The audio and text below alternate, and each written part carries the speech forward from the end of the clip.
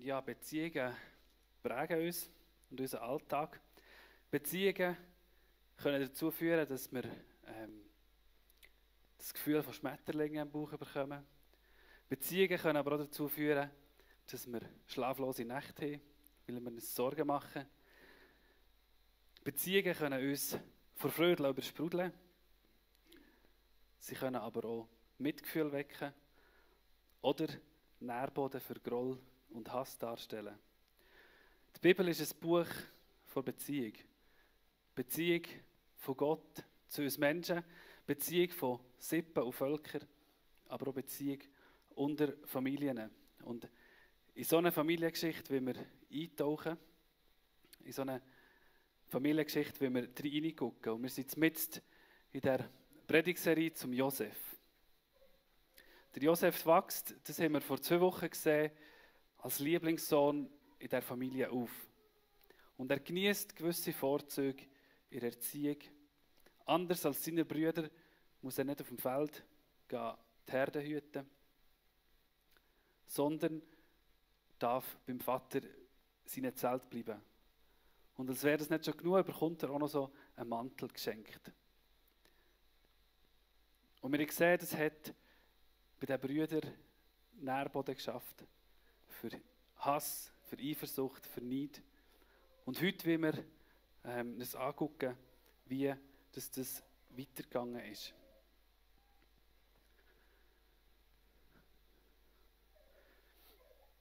Der Text fängt mit einem... Jetzt muss ich das nachladen.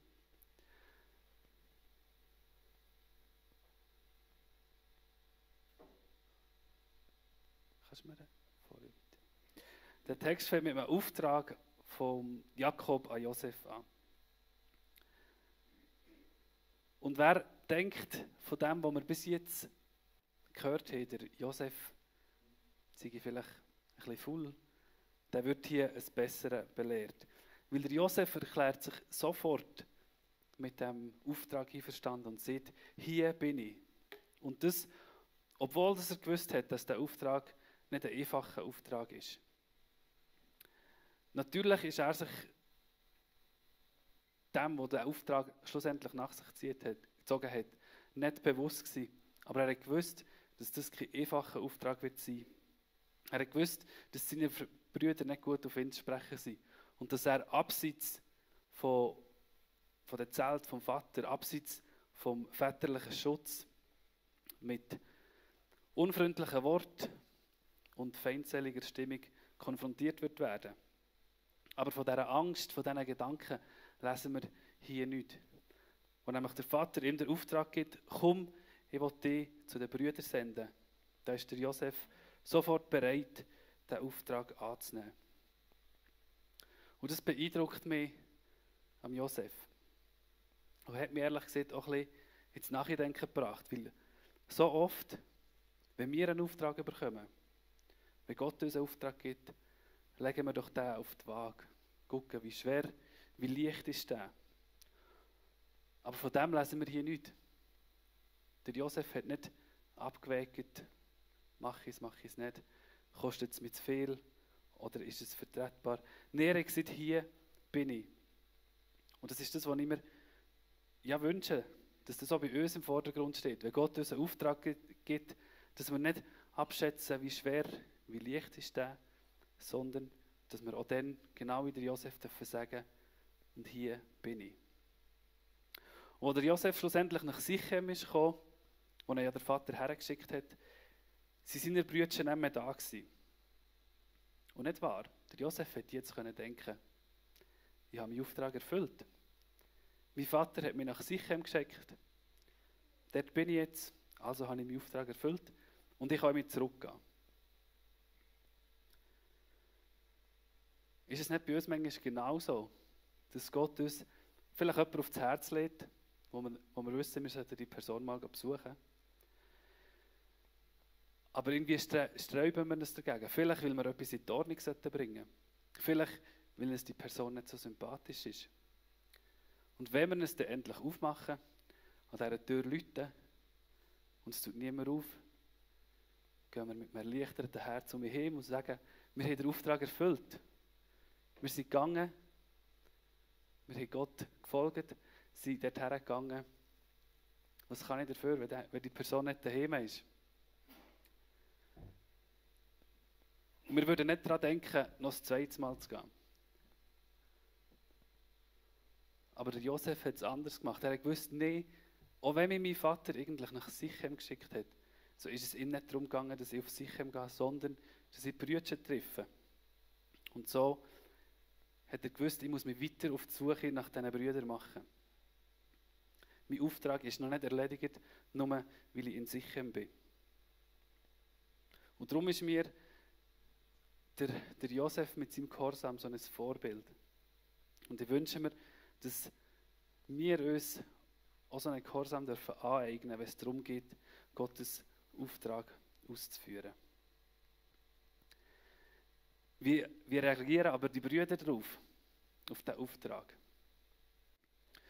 Wir wissen, oder ich habe das letzte Mal vor 2 Wochen angeguckt, der Jakob, der hat bei den Brüdern im Herz so einen Nährboden für Neid und Eifersucht gegeben. Der hat den Samen von Eifersucht diesen Brüdern ins Herz gelegt.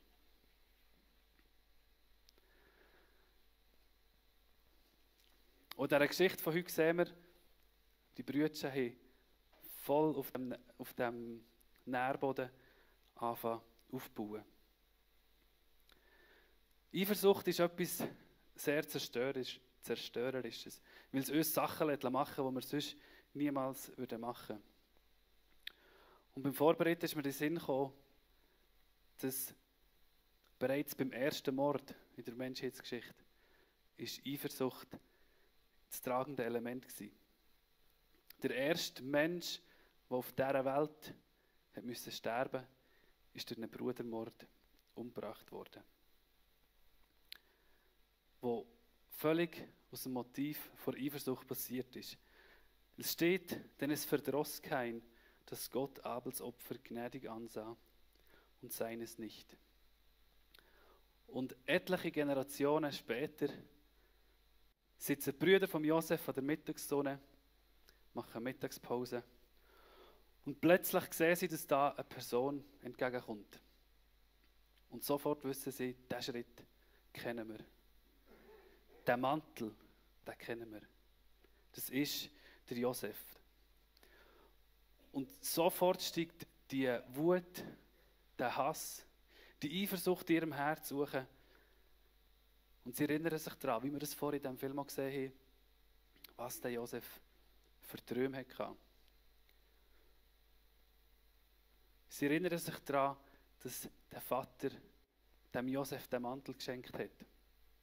Und das lässt die Eifersucht in ihnen brodeln. Sie wissen zu dieser Zeit ja noch nicht, wie das sich der Traum noch bewahrheiten. Und darum erklären sie ihn für ungültig erklären. Darum sagen sie, weil in ihrem Herz Eifersucht vorherrscht, sagen sie, der Traum kann gar nicht wahr sein. Und geht es uns nicht manchmal auch genau so, dass wir vielleicht ein Wort von Erkenntnis, ein prophetisches Wort, das uns jemand weitergibt, dass wir das grundsätzlich mal ablehnen. Vielleicht, weil wir Angst haben. Vielleicht aber auch, weil wir eifersüchtig sind. Dass Gott zu uns selber nicht so redet, wie er es zu der Person geredet hat.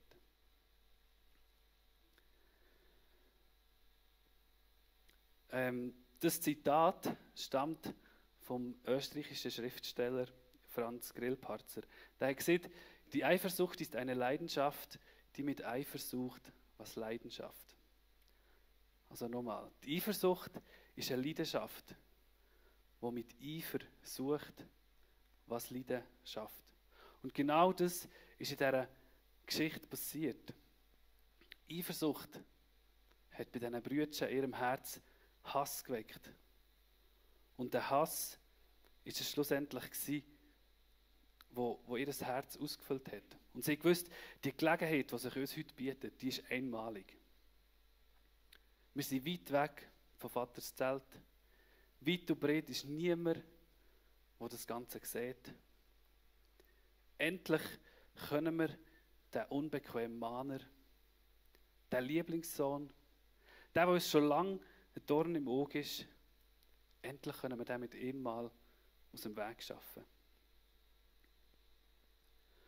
Und sie haben den Entschluss gefasst, dass sie ihn töten.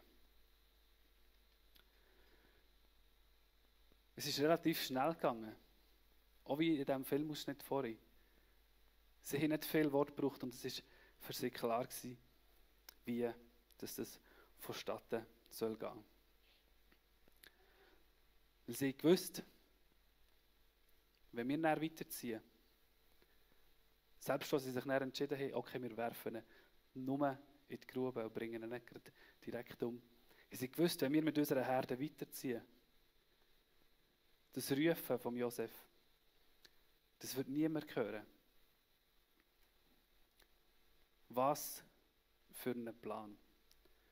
Was für einen grausamen, schrecklichen Plan entsteht, wenn Eifersucht unser Ratgeber ist. Und ich möchte dich fragen, wo in deinem Leben ist Eifersucht dein Ratgeber? Lässt du dich von Eifersucht zu Sachen herreissen, die du sonst niemals machen würdest?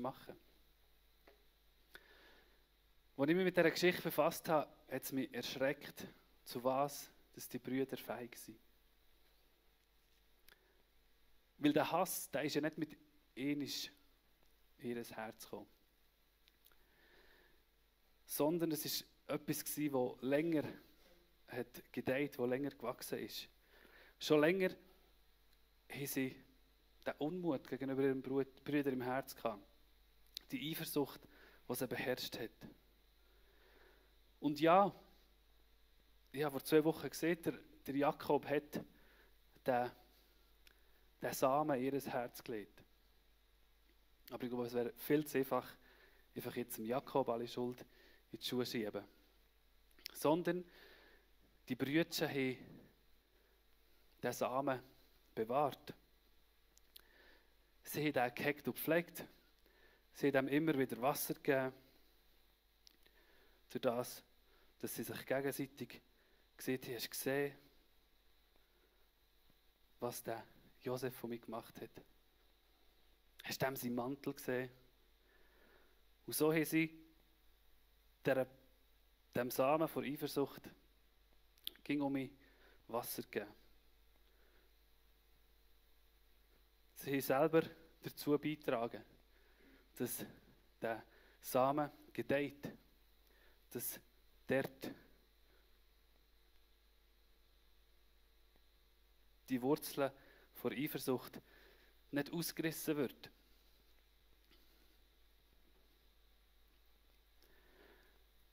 Und ich bin überzeugt, dass die Familiengeschichte anders herausgekommen wäre, wenn sie darüber geredet hätten mit dem Vater.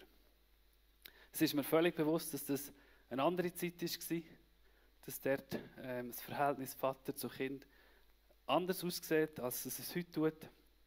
Und gleich bin ich überzeugt, es wäre anders herausgekommen, wenn zum Beispiel der Judah zum Jakob weggegangen und hat gesagt, Vater, ich kann das nicht ertragen, wie dass du den Brüder uns anderen vorziehst. Ich kann es nicht ertragen, der ging um mich zu sehen in seinem Mantel. Am liebsten würde ich dem den Mantel vom Leib reissen, wenn ich ihn sehe, weil es mich immer wieder daran erinnert, dass du ihn lieber hast als uns anderen Söhne. Weil vielleicht, wenn das passiert wäre, vielleicht hätte sich der Jakob daran erinnert, an seine eigene Kindheit, daran, dass er ja selber auch der war, der von seinem Vater benachteiligt wurde. Und vielleicht hätte es ihm die Chance gegeben, dass er seine Familienkultur, sein Familienleben neu und anders hätte prägen können. Aber nein, die Worte, das ehrliche Gespräch hat nie stattgefunden. Stattdessen haben sich die Brüder weiterhin in dem Hass, in dieser Eifersucht haben sie die immer wieder begossen und geguckt, dass es dem Pflänzchen gut geht, dass etwas aus dem Samen kann entstehen kann.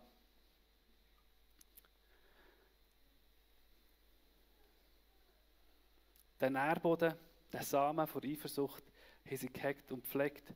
Und aus dem heraus ist die Frucht vom Hass entstanden, wo schlussendlich vor dem Entschluss,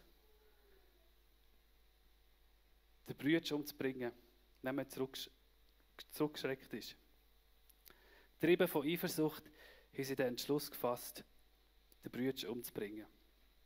Und wer sieht, auch hier in diesem Nährboden ist etwas am Entstehen.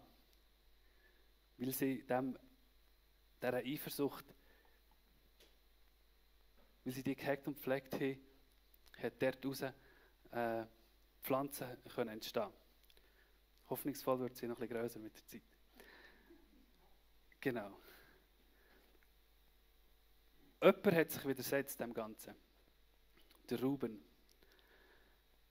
Und ich habe mich gefragt, wie kommt es, dass der Ruben Partie ergreift für den Josef?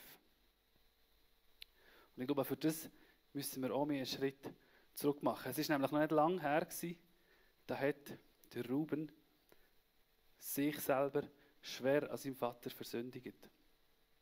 Er hat nämlich Ehebruch begangen mit der Bilha, einer Nebenfrau von seinem Vater. Das kann man im 1. Mose 35, Vers 22 nachlesen. Und der Jakob hat das Ruben nie vergessen. Selbst am Sterbebett, wo er jedem Sohn noch so ein Wort mit auf den Weg gegeben hat, hat er das Ruben gesehen, dass er ihm das nicht vergessen kann, was er ihm dort hat angetan. Und ich bin überzeugt, in dieser Vater-Sohn-Beziehung ist ein Riss entstanden in diesem Moment. Und der Ruben, der hat das gemerkt. Der hat unter diesem Riss gelitten.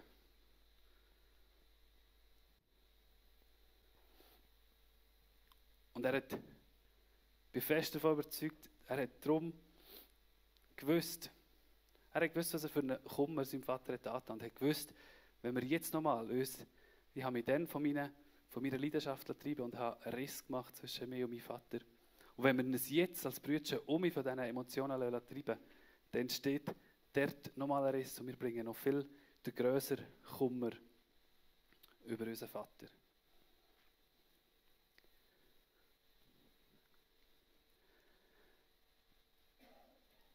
Aber er hat sich nicht gewagt, den Plan seinen Brüdern komplett auszureden.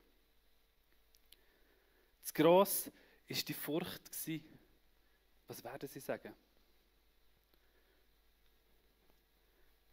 Sie werden mir sagen, das ist gerade du. Du willst uns erklären, was Moral sein soll.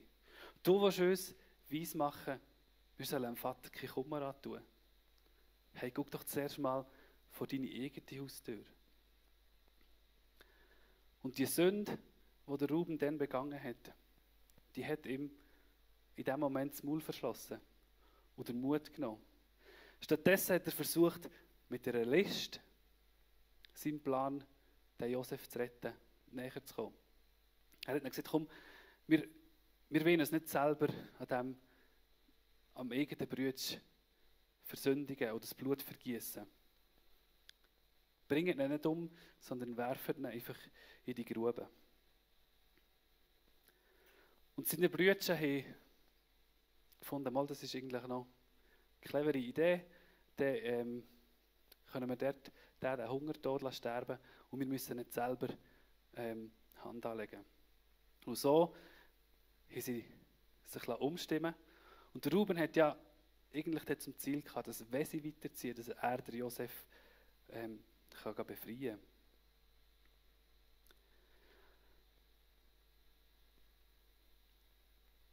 Wo aber der Josef ist gekommen, ist der Ruben weggegangen. Er hat nämlich nicht mit angesehen, wie sie den Brüder umzingeln, wie sie ihn mit Vorwürfen überhäufen. Du bist doch nur gekommen, zum Spionieren. Du bist nur gekommen, um näher um meinem Vater zu erzählen, was das wir hier machen. Und je mehr, dass der Josef seine Unschuld, an seiner Unschuld festgehalten hat und gesagt, der Vater hat mich geschickt, um zu gucken, wie es euch geht, umso verrückter sind die Brüder geworden. Sie haben ihm den bunten Rock abgeschrissen, den Rock, den sie schon so lange gereizt hat, was es so genervt hat, weil es ihnen aufgezeigt hat, der Vater hat der Josef lieber als uns. Und all das Flehen von Josef, das hat überhaupt keine Wirkung gezeigt. Weil die Brüder ihre Herzen von dieser Giftpflanze, die in ihrem Herz entstanden ist, völlig eingenommen war. Die Giftpflanze hat ihr Herz hart werden. Sie hätte ganz so gut können stehen um Gnade flehen. Es hätte etwa die gleiche Wirkung gehabt. Und als sie da in die Grube geworfen haben, sind sie, als wäre nichts gewesen, neben dieser Grube hergehockt und haben das Essen, das der Josef ihnen mitgebracht hat, gegessen. Und mich hat es wirklich getroffen, zu was für eine Härte, zu was für eine Grausamkeit, dass ein Herz bereit ist, wenn es völlig verbittert ist. Weil in dem Moment haben sie die Liebe vom Vater nicht gesehen. Dass der Vater wünscht zu wissen, wie es ihnen geht. Sie haben nur die Eifersucht gesehen auf den Josef. Und währenddem, dass die Brüder ihre Mittagspause hatten, haben sie gesehen, dass eine Karawane kommt. Und plötzlich ist den Brüdern eine Idee gekommen. Der Judah hat gesagt, was hilft es uns, dass wir unseren Brüder töten? Dass wir verantwortlich sind für seinen Tod und er das Blut müssen verstecken vor dem Vater. Kommt, wir verkaufen den.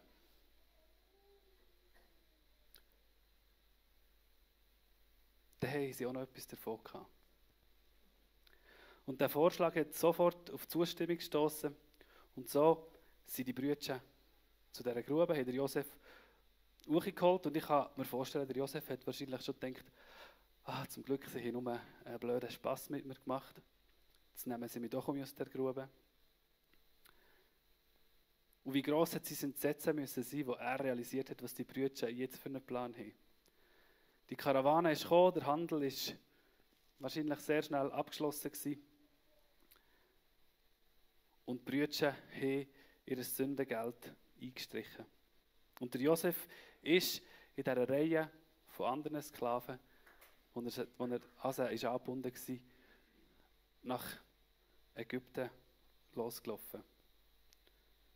Verkauft. Zuerst ist wahrscheinlich eine gewisse Lähmung über den Josef gekommen und hat gedacht, das kann doch nicht sein. Das ist ein böser Traum.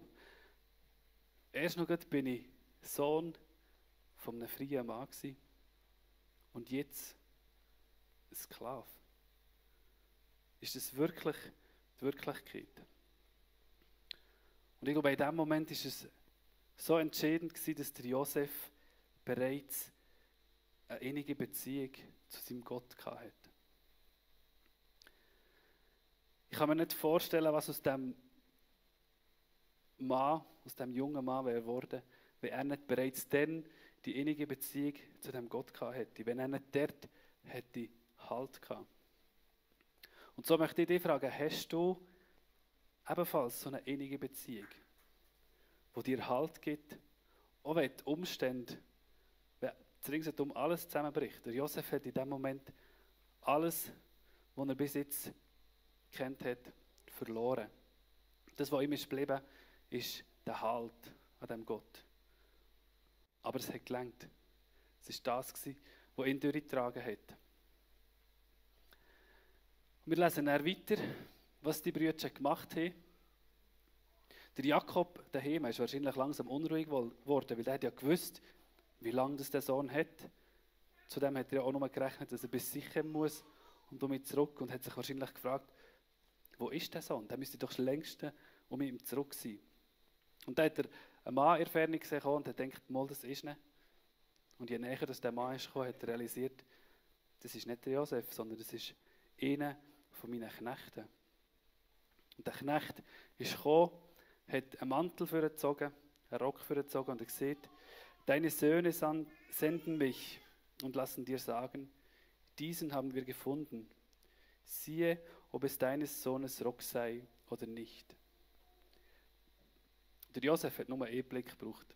Der Jakob hat nur einen Blick gebraucht, zum wissen, ja, es ist meinem Sohn sein Rock. Und sofort ist für ihn klar gewesen, ein böses Tier hat ihn gefressen. Ein wildes Tier hat ihn gerissen. Und bestimmt sind in diesem Moment Selbstvorwürfe in diesem Mann hochgekommen. Warum habe ich diesen Bub in sich losgeschickt? Hätte ich ihn doch daheim gehabt?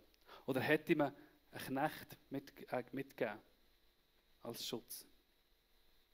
Und ich habe mich gefragt, was machen eigentlich die Söhne in dieser Zeit? Die anderen Söhne. Währenddem, dass der Jakob in Selbstvorwürfe versinkt. Ich kann mir vorstellen, Jakob seine Söhne sind so lange wie möglich weggeblieben. Sie haben sich versteckt. Und dabei sind wir Adam und Eva in den Sinn gekommen, die sich ebenfalls von ihrer Sünde versteckt haben, die sich vor Gott versteckt haben. Die Brüder haben aber auch gewusst, allzu lang dürfen wir gleich nicht wegbleiben, weil sonst würde uns auffallen. Wir müssen zurück. Und so ist es zu dieser ersten Begegnung gekommen, zwischen Sohn und Vater. Und man könnte meinen, jetzt, wenn die Brüder sehen, wie schlecht es dem Vater geht, was für einen Kummer sie dem haben, jetzt brechen sie zusammen und sagen, Vater, es tut uns leid, was wir gemacht haben. Es tut uns leid, dass wir so einen Kummer über dich gebracht haben. Der Josef ist nämlich gar nicht tot. Wir haben ihn verkauft, aber wir wollen auf Ägypten gehen, wir werden den suchen und ihn dir zurückbringen. Aber nein, das passiert nicht. Weiterhin hüllen sie sich in das Schweigen. Stattdessen trösten sie den Vater. Und er denkt, was für eine Heuchelei. Und die Eifersucht, die in ihrem Herz die Frucht vom Hass hat vorgebracht, die schafft es, dass sie in Momenten, also dass das Herz so stehhart wird, dass sie ihn trösten können und ihm selber Trauer vorspielen, obwohl sie haargenau wissen, was passiert ist. Und ich bin überzeugt, Eifersucht, das kapselt unser Herz von unseren Nächsten ab. Und es kapselt unser Herz schlussendlich auch von Gott ab, weil wir in der Eifersucht nur uns selber sehen. Wir haben dann nicht mehr den Blick auf Gott, sondern nur auf uns selber. Es geht so weit, dass wir eben nicht einmal die Not vom Nächsten wahrnehmen, sondern ihn vielleicht sogar noch heuchlerisch können trösten. Und während Josef seiner Brüder heuchlerisch der Vater tröstet hat, ist der Josef wahrscheinlich auf dem Sklavenmarkt gewesen, wie ein Stück Vieh. Und doch bin ich überzeugt, ist der Josef nicht so zu bedauern gewesen, wie seine Brüder. Weil im Josef sein Herz, das hat den Blick auf Gott gehabt. Josef sein Herz hat sich ausgestreckt nach Gott. Und wir lesen auch, Gott ist ihm beigestanden. Er hat die innige Beziehung gehabt. Aber Josef seine Brüder, die haben nur auf sie geguckt. Und das sind eigentlich die in dieser Geschichte, die zu bedauern sind. Ich habe mich gefragt, wie kann man mit so einer Last durchs Leben gehen? Wie furchtbar das müssen sein für die Brüder. Weil jedes Mal, wenn sie sehen, wie gebückt, wie traurig dass der Vater rumläuft, haben sie gewusst, das ist unsere Schuld. Und von außen, mir ist es so gegangen, wenn ich mir diesen Brüdern zurufen und sagen, hey, bekennt doch eure Schuld. Es ist 100-mal besser, die Schuld zu bekennen, als mit dieser Last durchs Leben zu gehen.